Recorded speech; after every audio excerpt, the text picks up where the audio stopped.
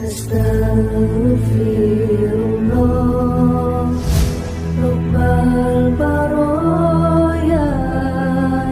Astaghfirullah minal khotoya.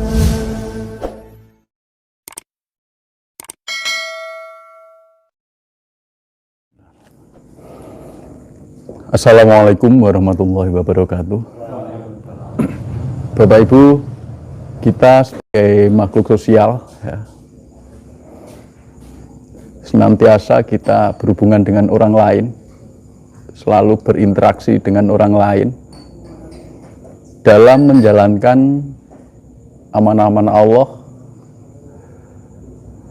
dalam menjalankan perintah-perintah Allah berdasarkan tanda yang diberikan oleh Allah. Jadi dalam menjalankan ATP itu kita tidak pernah bisa lepas dari diri kita sebagai makhluk sosial yang senantiasa berinteraksi dengan orang lain. Dalam berinteraksi kita selalu saling mempengaruhi antara yang satu dengan yang lain. Nah, bagaimana kita bisa mempengaruhi orang lain? Kita sebagai wakil Allah di muka bumi, kita sebagai khalifah di muka bumi harus bisa mengelola seluruh amanah yang diberikan Allah dengan baik. Jadi untuk bisa kita mempengaruhi orang lain ada banyak jalan ya. Nanti akan saya sharekan dua cara ya, cara interaksi sosial dan cara spiritual tentunya ya. Yang jelas kita sebagai jamaah sadar Allah, kita harus selalu sadar dan menerima, itu intinya ya. Untuk bisa mempengaruhi orang lain, kita harus sadar dan menerima. Sadarnya, sadar yang kayak apa? Sadarnya, sadar Allah. Kita harus menyadari Allah. Dengan sadar Allah, maka kita akan bisa menyadari sekitar kita, keluarga kita. Kalau kita sebagai guru, ya, kita akan bisa menyadari kondisi, karakter, dan lain-lain daripada murid-murid kita. Kalau kita sebagai manajer, sebagai pimpinan sebuah perusahaan, maka kita akan bisa menyadari kondisi, karakter, mental, emosi, kemampuan, semua bawaan kita. Nah ini, jadi dengan sadar Allah ini, kita bisa menyadari, oh si A punya kemampuan ini, karakternya seperti ini. Kita mengetahui kondisi pribadi dari orang-orang yang kita pimpin, dari keluarga kita, dari teman-teman kita. Karena setiap hari kita berhubungan dengan banyak orang yang karakternya berbeda-beda. Nah, kemudian yang kedua, kita harus bisa menerima apapun kondisi orang-orang sekitar kita, kondisi anak, istri, suami, saudara, masyarakat, rekan kerja, kita harus bisa terima. Kalau kita nggak bisa menyadari kondisi orang-orang sekitar kita, maka kita sulit akan bisa menerima. Ada yang pemarah, ada yang gampang menyerah, ada yang sabar, ada yang terus kenceng dalam menjalankan tugas macam-macam. Kita harus bisa menerima semua itu. Jadi konsep dasarnya sadar dan menerima. Sehingga apa? Sehingga kita akan mampu memunculkan satu karakter yang disukai, satu karakter yang dicintai. Jadi dari dasar sadar dan menerima, maka lahirlah satu kekuatan untuk dicintai orang lain. Mengapa kita bisa dicintai? Karena kita bisa menerima.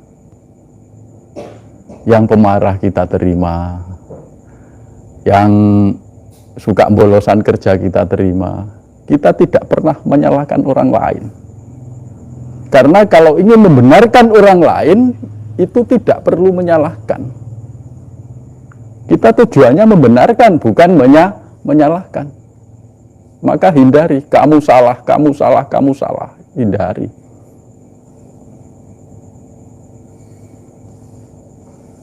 Itu.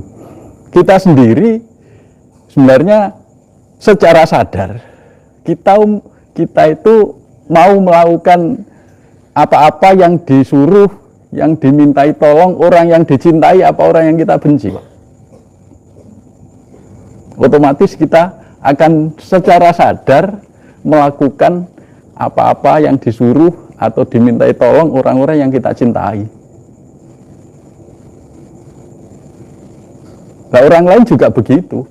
Kalau kita dicintai bawaan kita dicintai partner pasangan hidup dan anak-anak kita dicintai masyarakat kita, maka kita akan mudah mempengaruhi orang lain. Kalau kita pedagang, kita akan lebih mudah untuk mempengaruhi masyarakat untuk bisa membeli produk kita, sehingga kita bisa menjalankan amanah ini dengan baik, dengan pelayanan yang prima. Kita bisa melayani dengan baik. Bagaimana kita bisa dicintai orang lain? Yang jelas kita harus jujur. Jujur dalam ucapan, jujur dalam perilaku.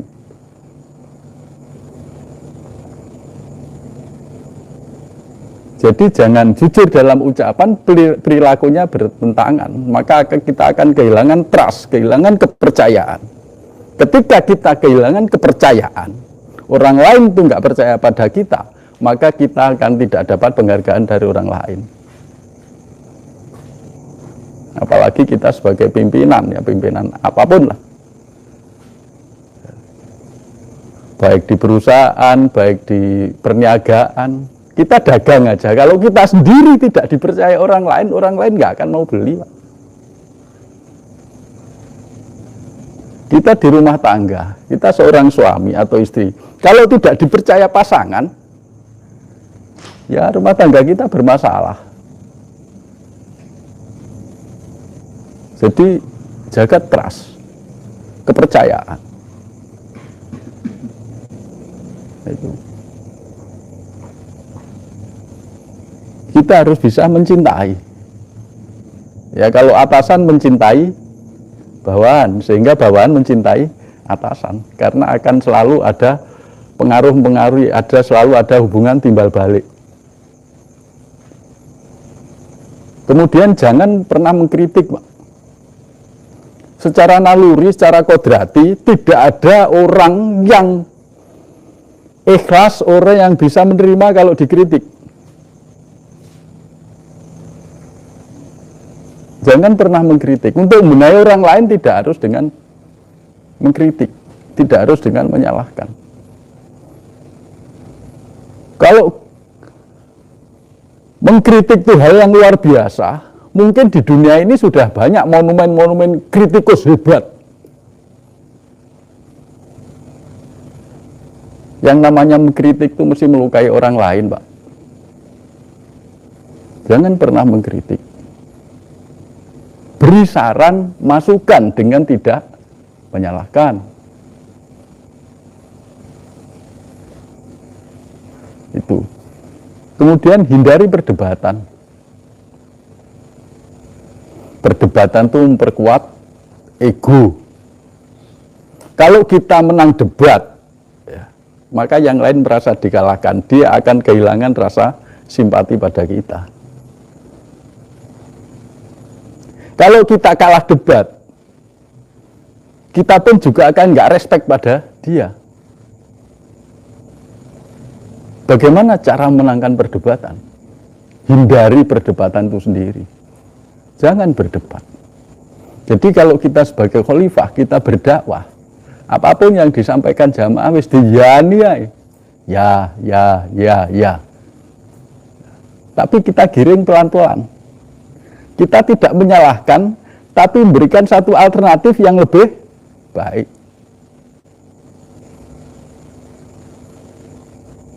Dan rasa cinta ini akan memberikan aura kebahagiaan. Makanya pemimpin besar kita, Bapak Setia Purwanto, apapun kondisi kita dilihat orang lain harus bahagia. Berkali-kali beliau mengingatkan itu. Ketemu jamaah itu juga harus bahagia.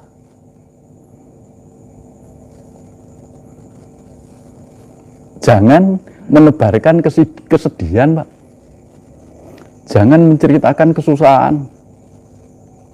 Itu membuat orang lain nggak nyaman kok. Tetapi kalau kita tebarkan kebahagiaan, membuat orang lain nyaman, membuat orang lain kerasan, membuat orang lain mencintai kita.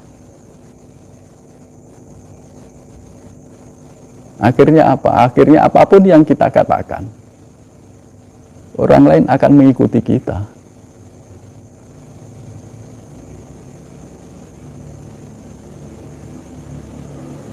Ini penting ya. Jadi nggak usah berdebat, karena di jamaah kita itu sering ada perdebatan-perdebatan saling menyalahkan yang tidak putus-putusnya. Sudah sadar menerima. Pondasi itu dipegang. Istri marah-marah, kita sadari. Itu perbuatan Allah. Kita terima perbuatan Allah itu yang membuat istri kita marah-marah. Jadi sadar menerima. Akhirnya apa? Akhirnya kita tidak terpancing emosi, kita tidak terpancing marah. Apalagi kalau kita sudah istiqomah, mindfulness, zikir nafasnya. Gampang Pak, karena level 3 itu level takholi, pengosongan. Itu level yang gimana karakter-karakter negatif, sifat-sifat negatif, ego itu dihancurkan di situ. Menjadi nafsul mutmainah. Kalau kita sering emosi, tandanya DNA kurang istiqomah lah. Kita sering nggak terima orang lain melakukan sesuatu yang nggak sesuai dengan ide kita. Kita masih nggak terima. Ya tandanya DNA belum istiqomah. Nah ukurnya gitu. Kemudian buat, kalau ada ide, lepaskan saja. Buat orang lain itu merasa bahwa itu idenya.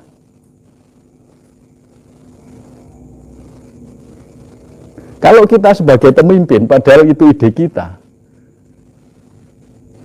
kemudian kita share ke bawahan kita dengan cara kata-kata yang bijak, dan bawahan kita merasa itu idenya,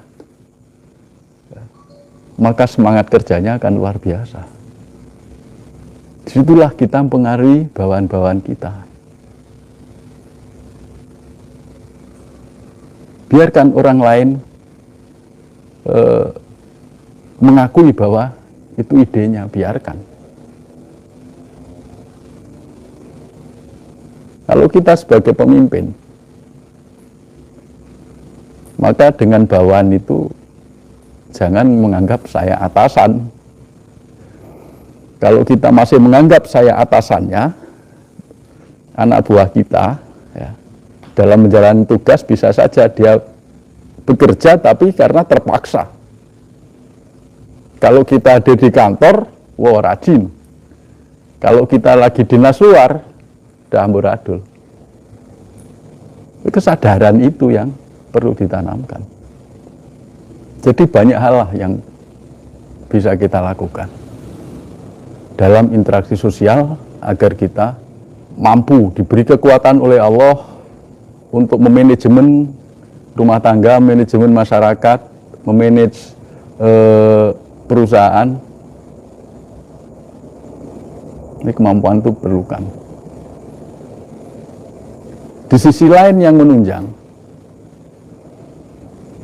bagaimana kita mempengaruhi orang dengan cara spiritual. Ini yang telah lama saya praktekkan, berlatihnya. Jadi berlatih secara spiritual itu sebenarnya tidak jauh beda dengan kita berlatih zikir nafas sadar Allah.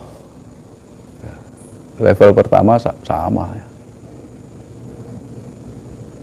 Karena kita menuju ke Allah dengan niat ingin agar istri saya mengikuti apa yang saya perintahkan, agar anak buah saya mengikuti apa yang saya perintahkan, agar si B begini, itu niatkan. Ya, kita rileks. Yang jelas harus rileks. Ya, rilekskan jasad, rilekskan pikiran, rilekskan perasaan, rilekskan mental, emosional, semua rileks. Ya seperti DN itu kan itu, semua rileks. Setelah rilekskan nafas kita. Nanti akan terjadi komunikasi. Ya. Dan sebelum itu, mengapa kita bisa berkomunikasi dengan orang lain, mempengaruhi orang lain tanpa terpengaruh tempat? Ini backgroundnya dulu ya. Karena sebenarnya kalau kita zikir nafas sampai level la ilaha illallah, nafas masuk, nafas keluar, la haula wala quwata illa billah, level nafi isbat. Nafas masuk yang ada hanya Allah, nafas keluar yang ada hanya kekuatan Allah. Yang ada hanya Allah. Kalau sudah masuk ke level kesadaran yang ada hanya Allah, ini sebenarnya dimanapun seseorang itu sebenarnya ada hubungan yang tidak pernah lepas. Hubungan apa? Hubungan gelombang-gelombang ilahiyah, vibrasi, kemudian pikiran, gelombang-gelombang pikiran, semuanya terhubung. Karena di situ yang ada hanya Allah. Di sini Allah, di sana juga Allah. Allah tunggal, Allah esa. Jadi ada keterkaitan. Ini dulu pernah saya alami ketika masih, tapi konteks lain ya. Ketika masih masa lalu, ketika menolong seseorang yang ada di luar negeri, itu sampai bertanya-tanya. Jadi membantu orang memecahkan masalahnya. Ya, dia kena sesuatu di depan saya, ya, berdekatan gini, dengan di luar negeri sama, tidak ada beda. Mengapa? Allah satu. Jadi selalu ada hubungan. Kita itu kalau sudah sampai pada kesadaran nafi isbat, kita itu nggak ada jarak, Pak. Kita itu satu. Satu, semuanya satu. Nah, itu karena itulah kita bisa mempengaruhi orang lain, menyuruh orang lain, itu walaupun kita tidak berada dalam satu tempat. Jadi tidak dipengaruhi jarak, tidak dipengaruhi ruang dan waktu. Nah itu, makanya kita DN sampai nafi isbat. Tapi nanti dalam prakteknya nafi isbat enggak, atau di bawahnya Udah nggak usah dipikir. Sama, kita niatkan. Niat untuk menyuruh siapa. Ini dulu saya sering lakukan ketika saya menduduki satu pimpinan sebuah institusi. Kalau nyuruh-nyuruh anak buah sering saya praktekkan dulu. Tapi sekarang udah enggak. Jadi kita DN niatkan.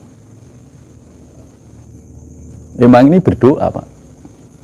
Emang kita berdoa. Berdoa, niatkan mohon pertolongan Allah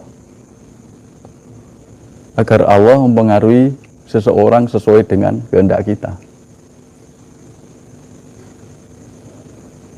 Kemudian lakukan DN, terus sampai nafi isbat. Setelah nafi isbat, sadari bahwa orang yang kita pengaruhi itu ada di depan kita, sedang manut, sedang pasrah pada kita. Sadari itu.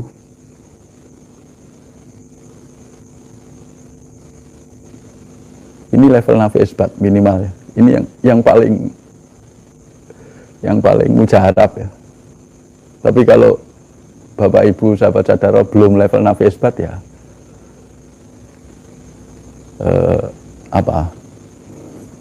istiqomah aja lah, berlatih aja.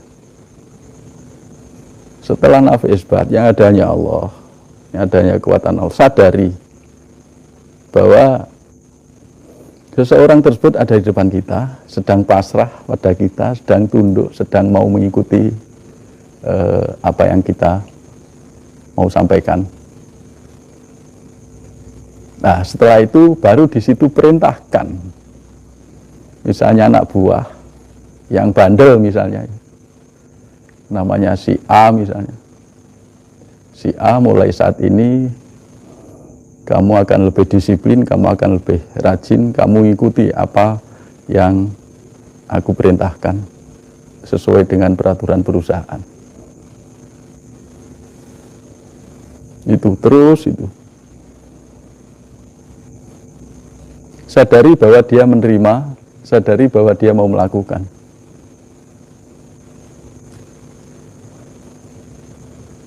Nah, ini lakukan. Durasinya sekitar setengah jam. Ya, saya telah mempraktekkan, Pak. Itu bisa dilatih. Jadi ini nanti dampaknya tidak hanya pada mempengaruhi saja, pada satu komunikasi, ada komunikasi. Usahakan ketika seseorang tersebut dalam kondisi santai atau dalam kondisi tidur atau apa ya, karena akan berdampak, Pak. Dampaknya yang biasa dirasakan itu biasanya ngantuk ya. Kita komunikasi dengan orang secara batin, orang itu ngantuk karena kita yang pengaruhi.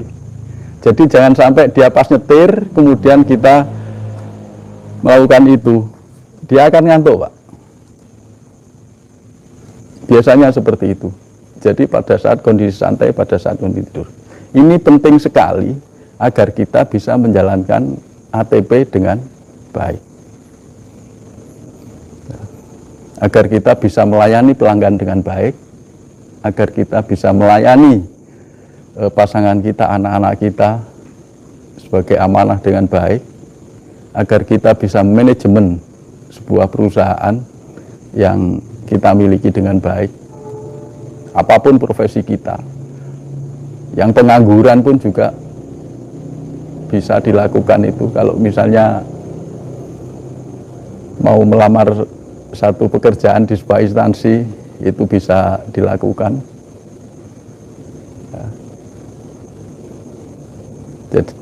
Jadi ini untuk agar amanah tanda perintah yang kita jalankan itu berjalan dengan baik dan kita menjadi orang yang lebih bertakwa pada Allah.